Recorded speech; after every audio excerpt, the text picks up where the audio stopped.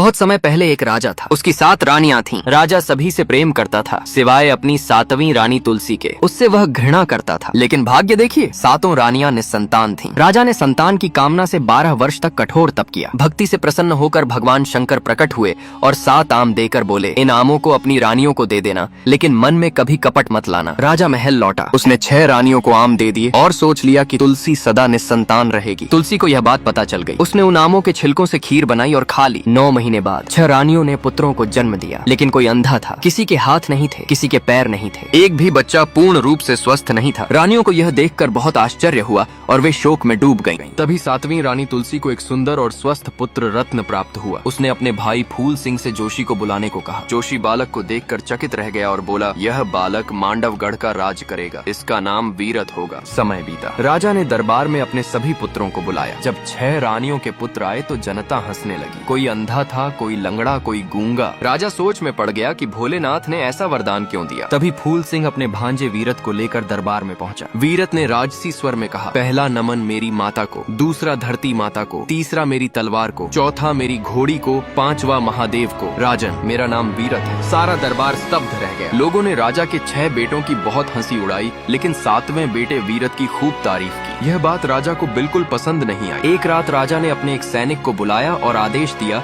वीरत को 12 साल का वनवास लिखा जाए। उसे एक काला घोड़ा और काले कपड़े दिए जाए। सैनिक ने राजा की आज्ञा मानी। रात के समय जब वीरत गहरी नींद में थे, सैनिक चुपचाप उनके कमरे की दीवार पर वह पत्र चिपका गया ताकि सुबह उठते ही वीरत उसे देख सकें। सुबह हुई। वीरत की नजर उस पत्र पर पड़ी। उन्होंने बिना कोई सवाल किए वनवास जाने की तैयारी शुरू कर दी। जब यह बात रानी तुलसी को पता चली तो वह पूरी तरह टूट गई। उन्होंने सोचा, अगर वीरत की शादी करवा दूं तो शायद वह रुक जाए। तुलसी तुरंत वीरत के कक्ष में गई। वह बोली, मैंने आज तक तुमसे कुछ नहीं मांगा, लेकिन आज एक बात मांग रही हूँ। क्या तुम मेरी इच्छा पूरी करोगे? वीरत ने सिर झुकाकर कहा, हुक्म कीजिए। मातेश्वरी तुलसी ने कहा, आज ही तुम्हें चंपा से विवाह करना होगा। वीरत ने बिना हिचकिचाए जवाब दिया, ठीक है। तुलसी के कहने पर वीरत ने चंपा से विवाह कर लिया। विवाह के बाद तुलसी ने चंपा को सारी सच्चाई बता दी। यह सुनकर चंपा व्याकुल हो गई और वीरत को वनवास जाने से रोकने लगी, पर वीरत नहीं माने। रात में सफेद वस्त्र पहनकर वीरत काले घोड़े पर सवार हुए। चंपा ने कहा, मुझे भी साथ ले चलिए, लेकिन वीरत ने मना कर दिया। वीरत जैसे ही जंगल पहुँचे, उन्हें बार बार एक आवाज सुनाई दी, स्वामी जरा पैर हटा लीजिए, मेरी सांसें रुक रही हैं। चौंक कर वीरत ने तलवार निकाली और पुकारा, कौन है? तभी चंपा अपने असली रूप में सामने आई और बोली, स्वामी मैं आपकी पत्नी चंपा हूँ, आपके बिना नहीं रह सकी, इसलिए तोते का रूप धारण कर आपके साथ आई हूँ। वीरत ने गंभीर स्वर में कहा, चंपा मैं 12 साल बाद लौटूंगा, तुम मेरा इंतजार करना। चंपा ने सिर झुकाकर वचन दिया, जब तक आप नहीं आते मैं आपकी भक्ति और प्रतीक्षा करती रहूँ। वीरत सफेद कपड़े पहन काले घोड़े पर सवार होकर वनवास की ओर बढ़े। तोते के रूप में चंपा उनके साथ उड़ती रही। जंगल में अचानक एक बाघ प्रकट हुआ। उसकी आंखें लाल थीं और वह राक्षस में बदल गया। वह बोला, वीरत तेरा वनवास यहीं समाप्त होगा। वीरत ने तलवार उठाई और बोला, मेरी प्रतिज्ञा को कोई नहीं रोक सका। भयंकर युद्ध छिड़ गया। तलवार और राक्षस के पंजों की टक्कर से जंगल गूंज उठा। आखिरकार वीरत ने एक प्रचंड वार कर राक्षस को राख बना दिया। जंगल शांत हो गया। वीरत ने आकाश की ओर देखा। ये तो बस शुरुआत ही, आगे 12 साल कैसे बीतेंगे? तोते के रूप में चंपा बोली, स्वामी जब तक मैं साथ हूँ कोई आपको नहीं हरा सकता। राक्षस को हराकर वीरत और आगे बढ़े। जंगल अब और गहरा और रहस्यमयी हो चुका था। हवा में अजीब सी गंध थी और हर ओर अंधेरा गहराता जा रहा था। अचानक एक तेज प्रकाश फैला और उसके बीच से एक वृद्ध ऋषि प्रकट हुए। उनके स्वरूप से शांति और तेज झलक रहा था। ऋषि ने वीरत को आशीर्वाद दिया और एक दिव्य माला प्रदान की जो अंधकार में मार्गदर्शन कर सकती थी। वीरत ने माला ग्रहण कर आगे का सफर शुरू किया, लेकिन कुछ ही कदम चलते ही धरती कांपने लगी, पेड़ हिलने लगे और जमीन से काले धुएं का गुब्बार उठने लगा। उस धुएं के बीच से एक और भयानक दानव प्रकट हुआ। उसकी ऊंचाई आकाश छू रही थी और चारों ओर गूंजती गर्जना से जंगल थर्रा उठा। अब वीरत के सामने वनवास की दूसरी बड़ी परीक्षा। दानव ने वीरत पर अचानक आक्रमण कर दिया। विशाल काया वाले उस दानव ने एक ही वार में वीरत को बुरी तरह घायल कर दिया। युद्ध के बीच ही वह दानव अचानक गायब हो गया। जमीन पर लहूलुहान पड़े वीरत को देखकर तोते के रूप में उपस्थित रानी चंपा आंसुओं से रोने लगी, लेकिन तभी उसे अपनी जादुई माला का स्मरण हुआ। उस माला के प्रभाव से चंपा एक विशाल आकार के तोते में बदल गई। उसने घायल वीरत को अपनी पीठ पर सुलाया और आकाश मार्ग में उड़ चली। लंबा सफर तय करने के बाद चंपा ने देखा कि वही वृद्ध ऋषि माँ काली की प्रतिमा की पूजा कर रहे थे। तोता उनके पास जाकर गिड़गिड़ाने लगा, हे ऋषिवर कृपा करके मेरे वीरत का प्राण बचाइए। ऋषि ने जब घायल वीरत को देखा तो आश्चर्यचकित रह गए। उन्होंने गंभीर स्वर में कहा, वीरत को ठीक करने का केवल एक ही उपाय है। यदि तुम समुद्र में रहने वाली जादुई जलपरी से संजीवनी पत्ता ले आओ, तभी वीरत के प्राण बच सकते हैं। परंतु ध्यान रहे, यदि सूर्यास्त से पहले वह पत्ता वीरत को नहीं सुंघाया गया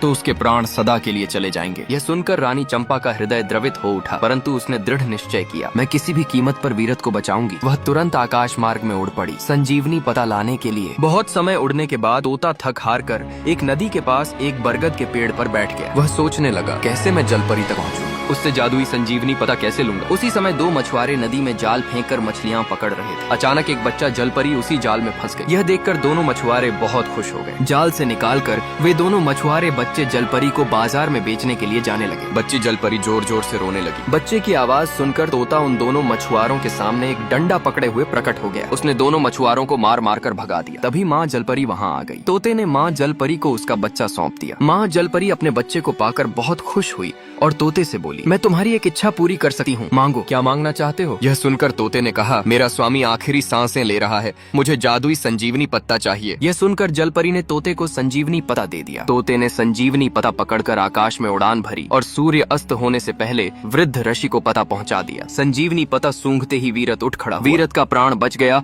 और वृद्ध ऋषि को धन्यवाद किया। ऋषि ने कहा, धन्यवाद देना है तो इस तोते को दो जो संजीवनी पत्ता लाने में मददगार बना। यह सुनकर वीरत भावुक हो गया और तोते के रूप में रानी चंपा को गले लगा लिया। फिर वीरत ने प्रतिज्ञा की, मैं उस दानव को अवश्य मारूंगा। यह बात सुनकर ऋषि ने कहा, यह इतना सरल नहीं है, क्योंकि उसका प्राण उसके भीतर नहीं है। उसे मारने के लिए पहले तुम्हें 3 मुख वाला विशालकाय नाग को हराना होगा और उससे दानव का प्राण लेना पड़ेगा। उसके बाद ही तुम उस दानव का वध कर पाओगे। फिर वीरत ने पूछा, वह 3 मुख वाला नाग कहाँ मिलेगा। ये ऋषि ने कहा, तुम्हें 7 समंदर पार के बाद उधर एक जादुई स्वर्ण महल मिलेगा। उस महल के अंदर वही 3 मुख वाला नाग उस दानव के प्राण की रक्षा कर रहा है। तब तोते ने कहा, हाँ स्वामी, मैं आपको वहाँ ले जाऊंगा, आप उस नाग से प्राण छीन लेना। वीरत तोते के ऊपर सवार हुआ और दोनों आकाश में उड़ गए। बहुत समय समुद्र के ऊपर उड़ने के बाद आखिरकार जादुई स्वर्ण महल दिखाई दिया। जैसे ही महल के पास पहुँचे, देखा कि एक बाघ महल के द्वार के पास खड़ा है। वीरत को देखकर बाघ ने कहा, यहाँ से लौट जाओ, नहीं तो जिंदा नहीं बचोगे। वीरत ने तलवार निकाली और बाघ की ओर बढ़ने लगे। दोनों के बीच घमासान लड़ाई हुई। बाघ ने अपने पंजों के वार से वीरत के हाथ से तलवार गिरा दी। फिर वीरत ने गुस्से में बाघ की पसलियों पर पूरी ताकत से वार किया। तुरंत ही बाघ वहीं पर दम तोड़कर मर गया। इसके बाद वीरत और तोता महल के अंदर जाने लगे। अंदर कदम रखते ही देखा बहुत सारे सांप वहीं पर थे। सारे सांप फुफकारते हुए वीरत की ओर आने लगे। तभी वीरत ने अपनी जादुई माला दिखाना शुरू किया। जादुई माला की तेज रोशनी से सारे सांप डर कर भागने लगे। फिर वीरत 3 मुख वाले विशालकाय सर्प के पास पहुंच गया। सांप ने अपने विशाल पूंछ से वीरत को कसकर लपेट लिया। उसकी पकड़ इतनी मजबूत थी कि वीरत का शरीर दर्द से तड़प उठा। वह जोर जोर से चिल्लाने लगा, पर सांप की जकड़ ढीली न हुई। तभी पास खड़े तोते ने घबराए हुए स्वर में कहा, स्वामी, जादुई माला को स्मरण कीजिए, वही आपकी रक्षा करेगी। वीरत ने अपनी आंखें बंद की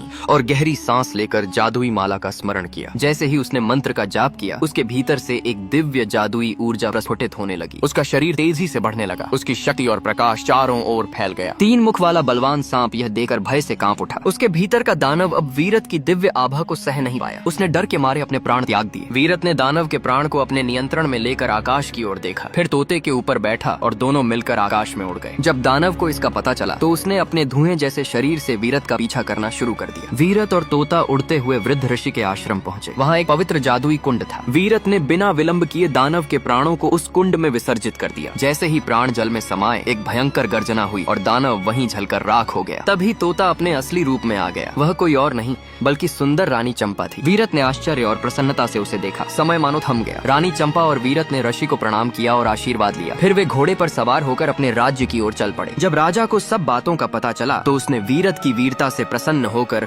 उसे सम्राट घोषित कर दिया और इस प्रकार वीरत और रानी चंपा सुखपूर्वक अपना जीवन व्यतीत करने लगी।